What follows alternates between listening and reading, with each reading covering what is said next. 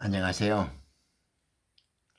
삼양원리 기독선, 일관독법 총괄 제설의 기독선, 성경이 열리고 구원과 만나는 특별한 성경 읽기 레크로스 리딩을 주창하고 권장드리는 기독선의 모선사입니다.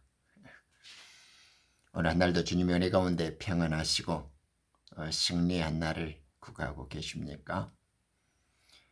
주님께서 이 땅에 호흡하고 귀중한 진리를 알아갈 수 있는 세월을 허락하셔서 함께 생명의 말씀을 나누고 주의 기쁘신 은혜 가운데 교제할 수 있도록 기회를 갖게 되어진 것에 대해서 너무나 감사드립니다. 저는 한 번도 무슨 강의니 설교니 너에게 뭘 이렇게 가르쳐야 되겠다, 전해야 되겠다, 이런 특별한 그런 걸 의지하거나 목적하지는 않습니다만은, 어느 순간 이렇게 살다 보니까 제 속에서 터져 나오는 은혜의 생명수강, 제가 공부를 나타내려고 전달하려고 하는 것이 아니라 제가 지금까지 이렇게 살면서 자이든 타이든 돌이켜보면 하나님의 은혜에 불과한 것이지만은, 하나님께서 그 진리와 생명을 위해서 기쁨과 즐거움을 주셨던 그러한 것들을 고백하고 인정하는 그러한 어떤 마음에서 이러한 어떤 시간까지 흘러오게 된 것 같아요. 그러니까 아주 소박하게는 저의 개인적인 기록이고 추억이고, 또 조금이나마 이제 플러스 알파 되어진 것이 있다면, 이런 동일한 고민과 염려와 같은 비슷한 흔적들을 지닌 분들께 서로에게 좀 유익이 있고 도움이 되었으면 하는 그런 바람이죠. 그래서 이제 그런 차원에서 오늘 말씀도 되새겨보는 시간이네요. 그것이 이제 자기를 부인하고 자기 십자가를 지라라는 이야기 나오죠. 저는 지금은 너무나 감사하고 마땅한 하나님의 은혜요 명령으로 받아들이는 말씀이지만은, 이것이 굉장히 처음에는 부담스럽고 이해는 가면서도 참 쉽지 않는 무게로 다가왔어요. 마태복음 17장 16장 24절이고 나오죠. Then said Jesus to his disciples, 주께서 제자들에게 말씀했죠. If any man will come after me, 누구든지 나를 따라오려거든, let him deny himself, 자신을 부인하고 and take up his cross and follow me. 예수님께서 제자들에게 누구든지 나를 따라오려거든 deny himself, 자신을 부인하고 take up his cross, 자기 십자가를 지고 and follow me, 그 다음에 나를 따르라. 여러분들은 주님의 이 가르침, 이 명령에 대해서 얼마나 눈물나게 떨어봤습니까? 얼마나 두렵고 떨림 속에 사무쳐봤으며, 또 얼마나 조심스럽게 감격했고 환희에 몸부림쳐봤습니까? 사람들마다 각자 받은 은혜와 그 위치와 그릇들이 다르니 좀 차이는 있겠죠. 그렇지만 많은 말씀들 가운데서도 이처럼 극적인 두려움 그리고 이처럼 극적인 환희를 주는 말씀도 좀 드물 거예요. 많은 그런 말씀들이 비슷하게 있지만은 오늘은 마태복음 16장 24절에 자기를 부인하고 자기 십자가를 져라 그리고 나를 쫓아오라 라는 이 말씀이 도대체 어떤 말씀인가 하는 기독 종교들 율법 아래에 있는 자들이 혼의 지식으로 자기들의 소설을 쓰는 패턴과 그리고 마지막 추수 때에 성령의 계시를 통하여서 당신의 아들들에게 복음의 열매들에게 풀어주시는 비밀한 메시지들의 속뜻들이 어떻게 같고 어떻게 다른가를 한번 생각해 보자고요. 일본 부분적인 애언과 해석으로는 같은 이치를 말하고 있지만 조금 깊은 속뜻을 추적해 들어가면 우리들은 많은 부분에서 또 비밀한 어떤 계시와 새로운 생명적인 교훈들을 발견할 수 있게 되어질 겁니다. 먼저 나를 따라오려 오랬거든 이러잖아. 따라오라는 말씀을 하기 전에 나를 따라오라는 명령 전에 두 가지 사실을 먼저 언급하죠. 자기를 부인해야 된다네요. 그리고 자기 십자가를 져야 된다고 예수님은 말씀하세요. 이게 예수님의 제자가 되어지고 그리스도의 복음 안으로 영원한 부활 생명으로 하나님의 보좌로 나아가야 하는데 그냥 나아갈 수 없나 봐요. 그래서 예수님께서는 먼저 자기를 부인하는 일이 있어야 되고 자기를 부인하는 것이 십자가를 지는 일과 결부되어져 있다는 사실을 엄숙하고 정확하게 가르쳐 주십니다. 먼저 간단하게 부인을 한다라는 말이요. 이렇게 아파르네오마이라고 그래요. 우선 단어적인 개념을 조금 확인해 보면요. 누가복음 9장 23절에 나오는 말씀인데 이 아포가 이렇게 분리라는 이 전치사예요. 그러니까 이제 전치사로 접두사로도 전체로도 쓰이는데 이제 분리되어져 있다. 그것이 이제 중지되어져 있다라는 의미를 갖고 있고 이 아르네오마이라고 그러죠. 거절한다. 단절되어져 있다. 이게 뭔 말이냐 그러면 자기를 부인한다라는 것은 완전히 무엇인가에서부터 단절되어져 있고 완벽히 거절된 상태라는 거죠. 이제 이것이 이제 사용례를 보면 초창기에 모세가 이스라엘 백성들에게 하나님의 사명을 깨닫고 이제 민족들을 구원시키려고 할 때 그 백성들에게 초창기 거절당하죠. 누가 니를 우리들의 치리자와 재판관을 삼았느냐 이렇게 거절당하잖아요. 그때 그 거절 물론 가시던 불 속에서 다시 만난 그리스도께서는 모세를 다시 이제 보내서 구원의 역할로서 안내자로서 이제 책임을 맡기시지만은 초창기에 거절당했던 기억이 있지 않습니까? 그처럼 이제 거절되어지는 이 개념들.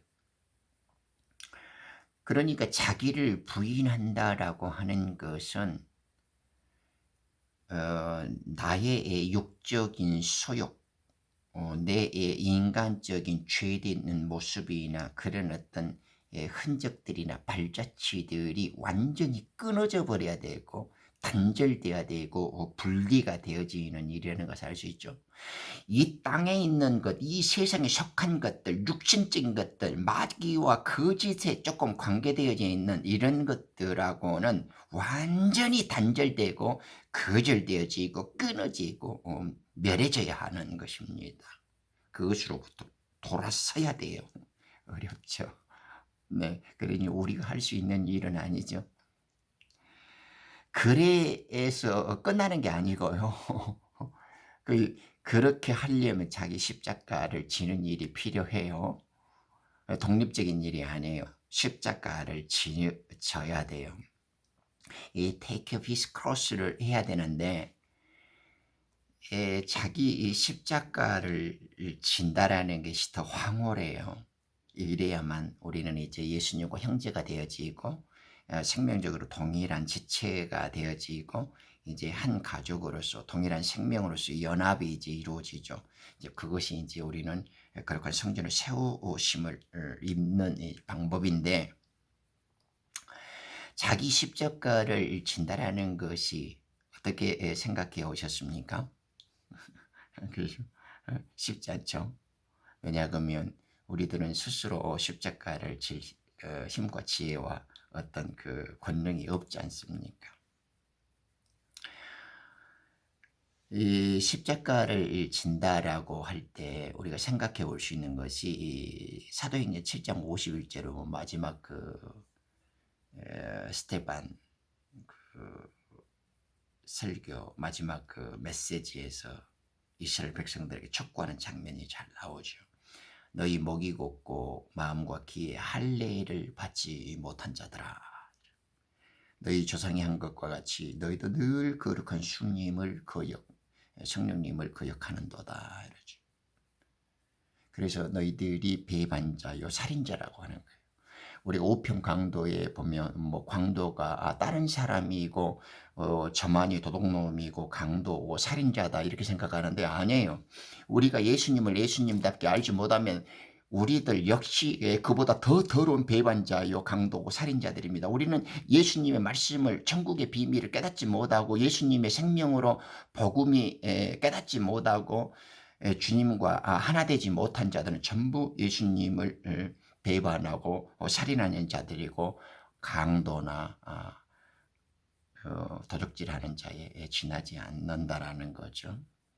그래서 스데반이 목이 곧고 귀에 할례 받지 못한 자들이라고 이스라엘을 꾸짖고 있습니다.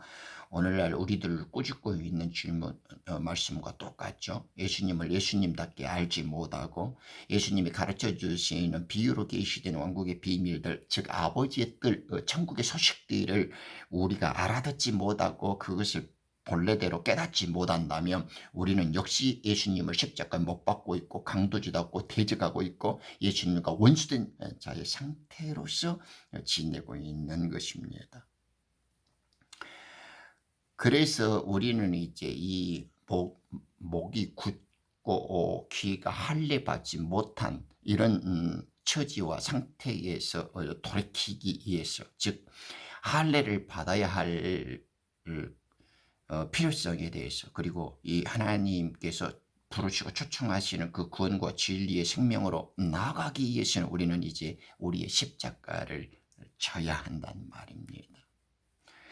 여기서 우리가 그리스도 손으로 하지 않는 할례 이야기 제가 앞서 언급을 많이 했잖아요. 우리는 할례라는 것이 아브라함 때부터 구원의 표징을 이루었죠. 무할례시의 믿음으로 된 그 의로움을, 믿음이라는 그 의로움을 인친 씰이 바로 구원의 증표를 주신 언약 백성과의 관계를 나타내는 표식이 바로 할례였잖아요.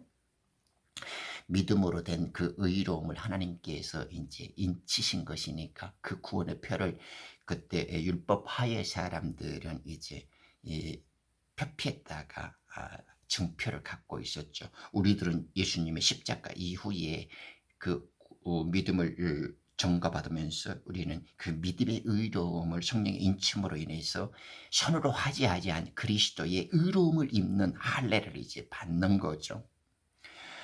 그러니까 이제 할례를 받지 못했다라는 말은, 할례라는 것이 마음이 하려고 눈과 귀가 하려고 우리는 지금 눈과 귀가 열리고 마음으로 깨닫게 한다라는 것에 대해서 미리 이제 몇 번의 학습을 해본 경험이 있죠. 할례를 받지 못했다라는 것이 아직 육적 소욕이 끊어지지 않았다라는 거죠. 네. 죄의 몸을 벗어버리지 못한 상태를 할례받지 못한 것입니다. 예수님의 살과 피를 먹지 않았다라는 거죠. 새 언약의 말씀을 받지 못한 자들이란 상태입니다.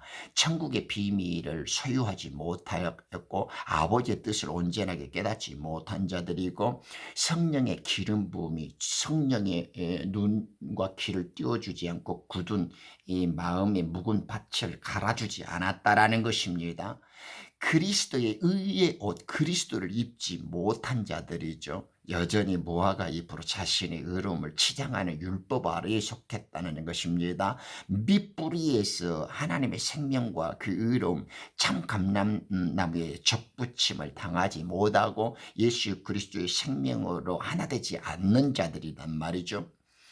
이런 자들이 바로 할례 받지 못한 자들입니다. 그러니까 천국의 비밀한 말씀들, 영생의 복음들에 대해서 듣고 보기는 보아도 알지 못하고 듣긴 들어도 이 언더스탠딩이 안 되는 거예요. 이해가 안 돼요. 마음으로 깨달음이 오지를 않죠.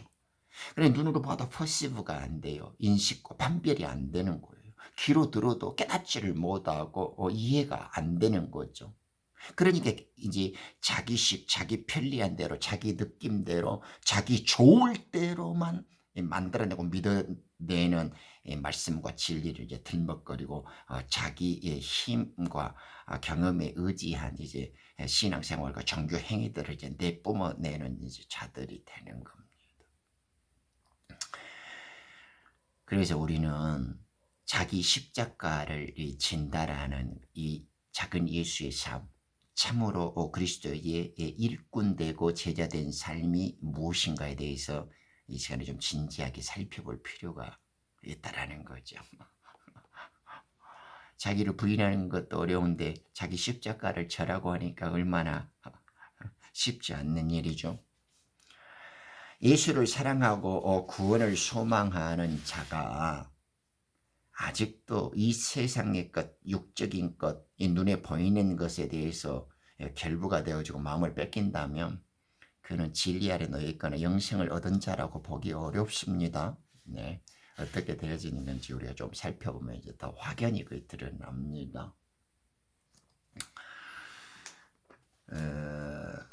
마태복음 13장 44절에 보여지면 감추인 그 보화에 대한 비유가 나오죠. 13장에는 7가지 그 주요한 비유의 말씀들이 나오지 않습니까? 46절에는 값진 진주에 보이죠. 천국은 예수님이시고 감추인 보화라든가 값진 진주는 예수님, 그 새 언약의 말씀이고 예수님은 말씀이시지 않습니까? 예수님이 말씀해 주시는 것이 영생이고 영혼으로 가는 길이요 진리니까요. 그런데 그것을 발견하기도 어렵지만 발견한 다음에 숨겨둔단 말입니다. 그리고 자기의 모든 소유를 팔죠. 우리가 지난 시간에도 배웠죠. 자기의 소유를 모든 걸 판다라는 것은 뭐 가진 거 뭐 통장 좀 팔고 뭐 겨우 집 한 채 힘들게 얻었는 거 파는, 물론 그런 것도 중요하지만 그런 것 갖고 파는 게 아니라 자기의 육적 야욕이라든가 인간적인 욕망과 세상의 탐욕이라든가 하나님 외에 우상되어지는 모든 것들이 깨끗하게 정리되어져야 한다는 거예요. 자기 소유를 팔아라는 것이 그것이 성령의 기름 부음 없이는 되어지지 않죠. 육적인 소욕을 다 벗어줘 죄들의 몸을 벗어버려야 된다는 겁니다. 영을 쫓아가는 산만이 우리에게 영생을 보증하죠. 그 값진 진주의 진리의 삶, 성령과 하나 되어지고 성주를 건축당하져서 하나님과 함께 살게 되어지는 부활 생명의 삶을 맞이하게 되어지는 것이 그 하나를 만남에 값진 진주를 사게 되어진다라는 뜻입니다. 이 영적인 삶으로의 새 탄생의 새 언약의 새 생명의 출발을 우리가 이제 할 수 있어야만 된단 말입니다. 그래서 25절에 보면 제 목숨을 잃으면, 제가 제 목숨을 구원코자 하면 잃게 된단 말입니다. 우리들은 믿노라고 하는 자들의 슬픔과 이 가장 큰 이 저주와 비극이 뭐냐 그러면, 구원을 하는데 주님이 처음부터 끝까지 예수님이 우리를 위해서 구원을 어떻게 완성시키고 있는가 이것을 보는 것이 아니라 지가 예수님의 구원에 대해서 뭔가 힘을 보태주려고 한다는 거예요. 이것이 참말로 마귀가 노리는 짓이고 이것이 미친 짓이. 그러니까 맨날 헛수고하는 거예요. 갖다 몇 번 바쳐가지고 예배에 참석하고 뭐 어디 넘어한테 도와주고 그런 걸 갖고 자꾸 예수님한테 무슨 도움이 되고 자기가 구원을 이루고 천국을 소유하는데 뭐 도움이 될 것 같고 그렇게 하는 것이 선한 그리스도인이고 하나님의 백성으로서 마땅히 그런 행위가 될 거이다 이렇게 생각한단 말입니다. 사람 돌아버리는 거죠.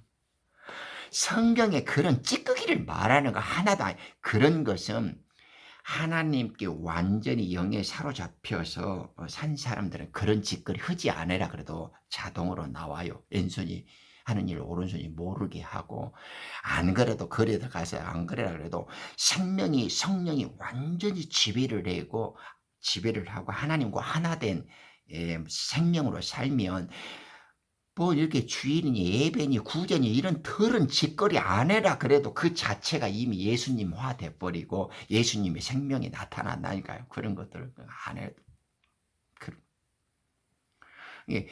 영이 우리들을 어떻게 만드시고 지배하시고 어떻게 거룩한 전으로 되어진다라는 이게 예수님이 우리를 가르치시는 그 비밀에 정통해야 되고 그 진리 은밀한 말씀에 사로잡혀져야 돼요. 그것이 먼저고 중요하다는 거예요. 그래서 완전한 우리가 하나님의 집이 되고 몸이 되고 왕국이 되어지는 거예요. 그 의로움이 완전히 우리를 충만케 사로잡아 버려야 돼요. 그것이 이제 우리가 지금 확습하고자 하는 나를 따르는 자에 대한 삶이라고. 그래서 이제 이런 자들이 의의 열매를 맺히게 되어지고 우리 주님의 영광의 보좌에 오실 때 이제 보상을 받는 그 영광을 누리게 되어진단 말입니다. 우편 보좌의 영광이죠.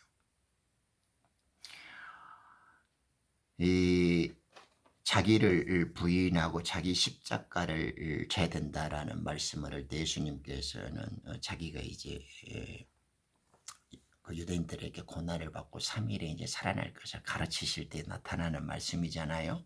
그러니까 베드로가 제법 가장 사랑받는 수석 제자였음에도 불구하고 주의 그리 마옵소서라고 굉장히 인간적인 의리의 말을 심어서 단호하게 말씀한단 말입니다. 그런데 주님은 놀라운 말씀을 하죠. 사탄아 내 뒤로 물러가라. 네가 하나님의 일을 생각하지 않고 사람의 일을 먼저 생각한다고 꾸짖는단 말입니다. 베드로 속에 들어있는 사탄을 꾸짖는 것입니다. 하나님의 일을 생각하지 않고 인간적인 일, 즉 하나님의 일을 모르는 자들이 뿜어내는 모든 것은 인간적인 것에 불과하고 사탄의 조종을 받는 것에 불과하단 말입니다. 우리들의 육신은 죄의 혈과 육은 반드시 죽어야 합니다. 예수님께서는 이 혈과 육을 죽이기 위해서 이 육신의 죄를 끊어버리고 멸망시키기 위해서 이 땅에 왔다라는 겁니다. 그것이 아버지의 뜻이고 그것이 예수님이 해야 할 일이었어요. 이것은 성경이 말하는 이 창조가 시작된 일의 가장 절대절명의 원리이고 핵심적인 일이고 예수님께서 이 땅에서 이루어야 할 유일한 사명이었다고요. 그런데 3년 반을 따라다닌 이 수제자도 영이 열리지 않고 성령의 눈과 계시의 기름 부음을 주지 않았기 때문에 전혀 미친 소리, 엉뚱한 소리, 빈껍데기 소리를 하는 거예요. 인간적으로는 의리가 있고 좀 멋있게 보일 수도 있죠. 그리 마옵소서. 왜? 같이 동고동락하면서 살았으니까. 그러나 지금 생명과 진리에 있어서는 그따위 소리가 중요하지 않다고요. 영이 열리지 않고 하나님의 일을 알지 못한 자들의 언어가 전부 율법 아래에서 쓰는 자들이 이런 언어를 구사한단 말입니다. 이런 것은 사람이 하는 것이 아니에요. 사람의 언어를 빌렸지만 사탄이 하는 것이고 귀신들의 일곱 귀신의 지배하에서 빚어지는 일이라는 것입니다. 이것이 우리들의 슬픔이고 비극이에요. 성령께서 가르쳐주지 않으면 우리는 하나님의 일을 알지 못한다는 거죠. 그래서 그리스도의 죽음을 우리는 기뻐하지 못하고 그것을 엄숙하고 받아들이지 못하고 그 죽음의 자기를 내어 맡기질 못하는 거예요. 예수님이 반드시 십자가에서 죽여서 우리의 육의 멸망을 시켜야만 우리는 부활의 새 생명을 얻을 수 있고 하나님의 보좌로 나아갈 길을 얻게 되어지고 이 죄의 몸에서 영적인 몸으로 썩을 것이 썩지 아니할 몸으로 육의 것이 신령한 것으로 이 천한 것이 이 존귀와 영광의 모습을 입는다라는 것을 우리는 더 생각하지 못하는 거예요. 왜? 영이 그 마음을 주지 않기 때문에. 성령께서 그 깊고 감격적인 은밀한 신비들을 우리들에게 풀어내 주시지 아니하기 때문에 우리는 베드로처럼 모를 수밖에 없는 거예요.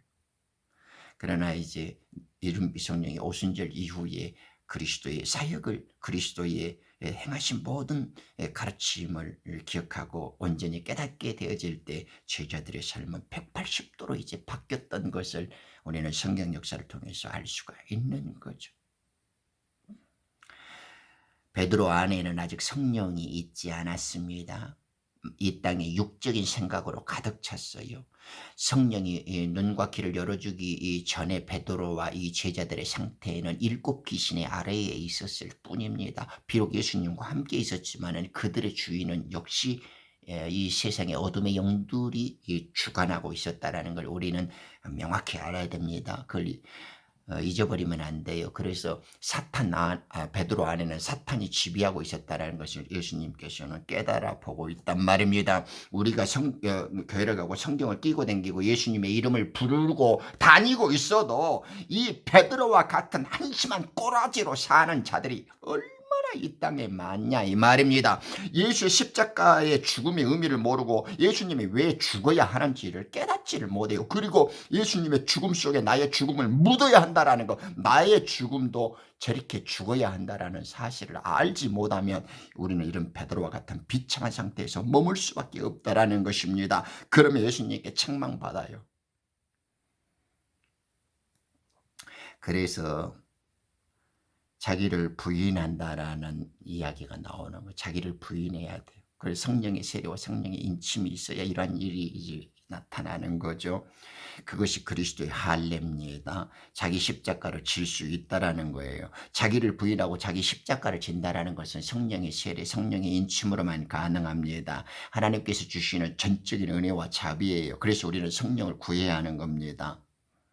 그것이 약속을 받은 자라는 거예요. 하나님의 비밀을 소유한 자들고 그리스도의 비밀을 맡은 자들이고 의의 직분과 열매를 맺는 자들이라는 뜻이죠. 그래야 그런 자들이 거룩한 지혜로운 처녀들로서 준비되어질 수 있는 것입니다. 이런 자들이 천국 비밀의 말씀을 깨닫고 소유하게 된 자들입니다. 새 언약의 말씀, 우리 주님께서 우리들에게 피 흘려 새 잔과 당신의 살을 찢는 살을 주실 때 그 살과 피를 온전히 먹는 자들이 누리게 되어지는 행복이죠. 그것이 이제 자기 십자가를 지고 나를 쫓으라 이러잖아요. 이 나를 따라오라라는 말이 조금 달라요. 우리 주님께서 follow me 할 때 나를 따라오라라는 말을 보면 이 아콜루세오라고 써 있거든요. 그게 켈류로스라고 하는 길이라는 말에서 유래된 건데 이게 함께 연합되어졌다. 같은 길에 서 있다. 같은 길에 동행하는 거죠. 연합되어져 있는 거죠. 같은 길을 간다라는 말이 이 켈류로스라는 말에서 나온 아콜루세오예요. 그런데 이 말을 바울이 고린도전서 11장에서 첫 절에서 사용되어지는 말은 이런단 말입니다. 내가 예수를 본받는 자처럼 너희들은 나를 본받는 자되라. 나를 따르는 자되라. 이렇게 말씀하세요. 근데 여기에서 쓰이는 것은 미메테스를 썼어요. 미메테스. 이게 예수님이 제자를 때 나를 따라오라. 어부를 사람을 낚는 어부로 될 때도 나를 따라오라. 또 나를 따라오려거든 자기 십자가를 지고 나를 따라오. 이렇게 이때 말을 쓸 때는 아킬루스요를 썼는데 바울이 내가 예수님을 본받는 것처럼 너희들 나를 따르는 자라 이렇게 될 때는 미메테스를 썼단 말입니다. 같은 나를 따르는 것인데 의미가 좀 차이가 있어요. 이 같이 따라가고 함께 연합하고 목적지가 같으니까 이제 함께 다르게 되겠죠. 연합을 해서 통행을 했으니까. 그것이 이제 아켈루스요인데 이 미메테스라는 바울이 예수님을 본받는 것은 예수님의 삶을 예수님의 그 발자취를 자기 삶 속에서 재현하는 거예요. 그 예수님의 삶을 자기 삶 속에서 복원하는 거예요. 그대로.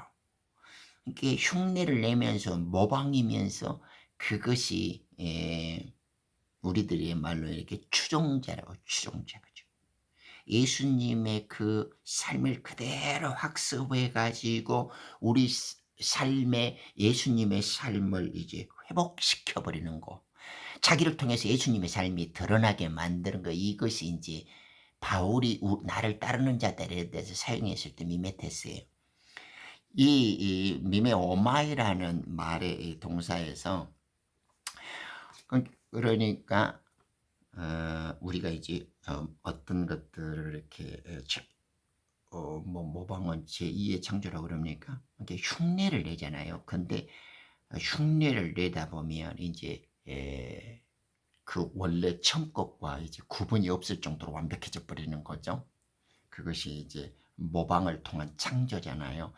오리지널은 이제 예수님이지만은 바울이 오리지널과 같아져 볼 정도로 모방이 돼 버리는 거죠. 그것이 이제 미메테스라고 해요. 예수님을 따른다라는 것은 이제 원체 연못에다 돌을 하나 딱 던졌어요. 그러니까 이제 똑같은 물결이 하나하나 이제 파도를 치고 가죠. 파장을 그리면서 딱 예수님이 접붙임 되어지고 예수님은 이제 원래 나무인데 뿌리에서 접붙임 가지가 이제 사도들이 되어지죠. 그 가지에서 이제 열매 맺는 과실들이 이제 제자들이 나타나죠. 그 제자들의 이제 율법 하에 있는 종들이 이제 결실을 맺으며 그 잎사귀들이 만물을 소성시키면서 이제 완전 생명나무의 완성이 되어지잖아요. 우리들이 이제 예수님께서 이제 파도 물결이 한번 오리지널 나무가 치니까 거기에 먼저 첫 열매로 접붙임 당한 자들이 사도들이고 제자들이죠.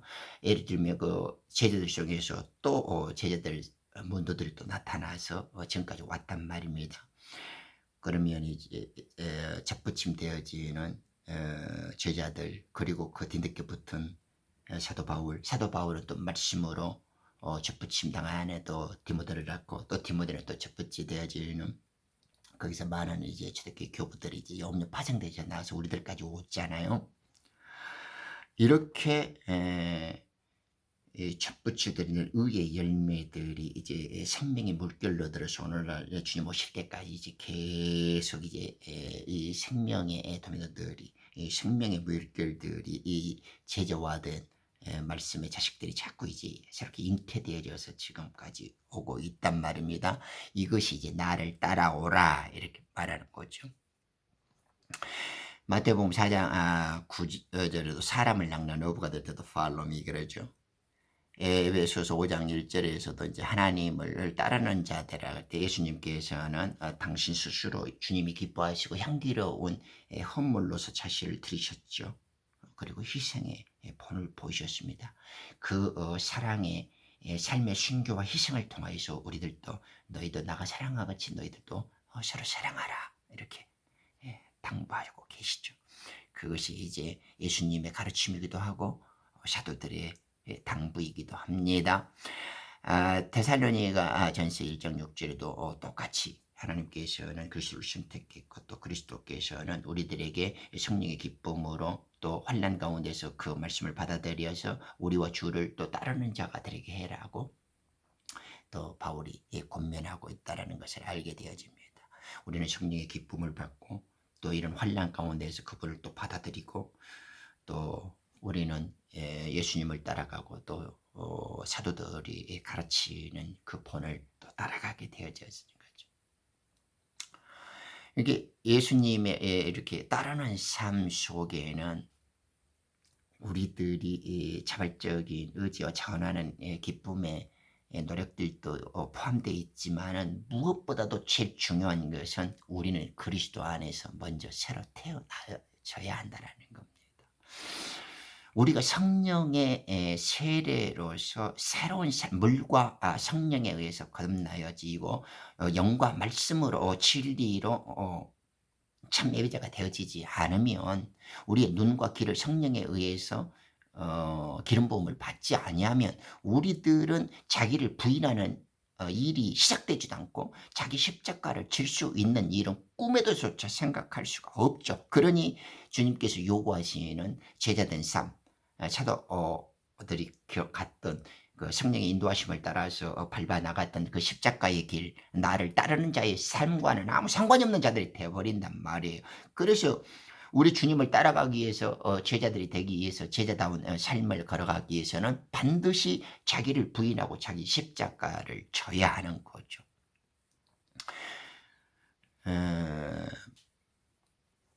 우리가 자기 십자가를 진다라고 할 때 잊어서는 안 되는 이야기를 하나 들려드리겠습니다. 우리 주님의 십자가는 죽은 나무였죠. 죽은 나무. 죽어버린 돌판에다가 주님께서는 살아있는 당신의 말씀을 써줬던 것이 십계명이고 율법이었잖아요. 그래서 죽은 돌판에다 쓰니까 그들은 힘을 못 잃었어요. 그래서 우리는 이제 살아있는 마음바에다 주님이 손을 직접 써버리는 시대에 왔잖아요. 우리 주님이 율법의 죽은 나무들, 우리 주님은 무화과 나무의 잎만 무성한 것들을 때가 차지 않아서 내 때가 아니다 하면서 무화과를 저주해버려. 너는 이후로 열매 맺지 못할 것이다. 율법 아래에서 땅에 속한 교회들은 행위로는 인간이 아무리 지들이 지져내고 꾸며대고 만들어낸 것으로는 하나님의 첫 언약으로는 구원과 자유와 해방이 있을 수도 없고 더군다나 진리의 영의 말씀이라든가 완벽히 선과 진리로 해방되어지는 그 구원은 있을 수 없는 것입니다. 그래서 예수님께서는 죽은 나무, 우리들은 포도나무야 무화과나무가 되잖아요. 그런데 죽은 나무로는 안 되죠. 그래서 선악과 지식의 나무로 율법으로 우리는 악을 알게 되어서 죽었단 말이다. 선을 그리워하는 존재는 될 수 있어요. 하나님의 은혜로 율법 아래에서는. 그렇지만 이제 생명나무 자체이신 우리 주님께서 그때 불칼로 에덴 동산에 화형으로 막아놨던 그 길을 당신이 오심으로써 이제 길을 열어두셨고 생명나무 실체이신 예수님께서 죽은 나무와 딱 접붙여져서 하나가 되어질 때 우리 죽은 나무들은 살아있는 생명나무 주님과 하나가 되어져서 죽은 나무를 회복시키는 거예요. 만일 여러분이 주님을 구주로 고백하고 살아계신 하나님의 아들로 고백하고 죽은 나무라면 예수님의 십자가 등 뒤에 붙어야 합니다. 여러분의 죽은 나무가 생명나무로서 부활될 수 있는 것은 예수님을 등에 업으시고 가슴에 껴 안아야 돼요.